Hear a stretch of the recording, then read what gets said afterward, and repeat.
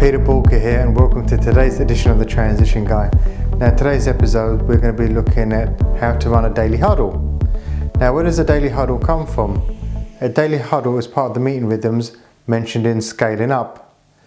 Now, a daily huddle is all around communication within a business. And you can imagine communication is so important in the business. Very often we talk at one another and consider that to be communication. And whereas it is communication to a degree, it perhaps isn't as purposeful as it should be. Now, when we're looking at daily huddles are all about making sure that we have a quick synchronization. It's about getting everybody on that same page, getting the communication going, people letting each other know what they're up to. It's also about healing relationships. How often are you part of a team and that relationship is quite fractious? The small little sort of problem doesn't get dealt with and it becomes this huge, massive problem. See, that lack of communication can be a biggest killer of teams. So, a daily huddle. It normally is between 5 and 15 minutes, depending on how many people are in that huddle. And again, smaller companies, you tend to have most people around the huddle, but as the company grows, you tend to keep it at a sort of departmental level, and then you may have some interdepartmental daily huddles. The first thing that we need to be looking at is really what's up. So we're really starting to look at the brutal truth. We're looking at, okay, what's everybody working on? And the reason we do the what's up is if everyone talks about what they're working on very quickly, it kind of avoids duplication. Because you can imagine when people don't properly communicate, there is that danger that people are duplicating work which is inefficient. And especially if you're chasing down debt and stuff and you've got two people chasing the same customer, it can become really embarrassing. In fact, yeah, for both parties. So we make sure that there's no duplication. Now, with a lot of my clients, what they tend to do is the day before, they will put down their what's up for the following day. Because really, as you close out a day, you're in the position where you know what the next day's priorities really need to be, what the short-term priorities you're going to be working on that day.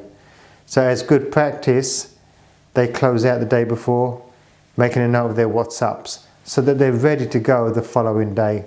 Because the last thing you want is to come in the following day, lose the momentum from the previous day, and then, well, have to be faffing around for a while, deciding, okay, what am I focusing on today? That's not productive. Number 2, a daily metric update. Where are we against our short-term priorities? Where are we against our KPIs? It's so important that we actually have a daily measure on what our performance is like. And a lot of people see KPIs as being this really evil thing. Really, it's not. Another acronym for, instead of calling them key performance indicators, another acronym for that could be the fact that you call them keeping people informed. Because that's what it is. Are we on target? Are we going to make it? Because if we're not, we need to start doing things differently. So a KPI update, look at the numbers. And the third thing is, where are you stuck? And that's absolutely crucial. How often do we have employees, team members stuck somewhere? They don't tell you they're stuck and they remain stuck. And then when you ask, well, why hasn't this been done? Well, I couldn't do it because of this, this and this.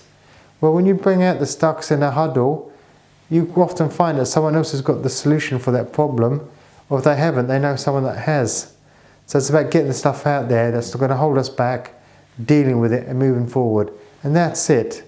5 to 15 minutes, standing up, not being comfortable, a really quick fire.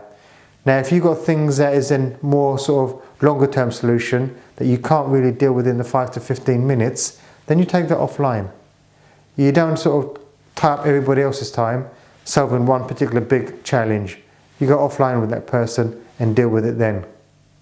Now, hopefully this has clarified how to run a daily huddle. Now, if you're not running meeting rhythms in your business, you really do need to read page 175, that whole chapter in Scaling Up around meeting rhythms. It's such a powerful book, it's such a powerful chapter, and it will do great wonders for your business. Now, if you want more information around huddles, how to run them more efficiently, you perhaps have got them running but they're not quite the way you want them and you want some more tips on how to get them better, head over to Bulka.com and get in contact. And remember, failing to learn is learning to fail.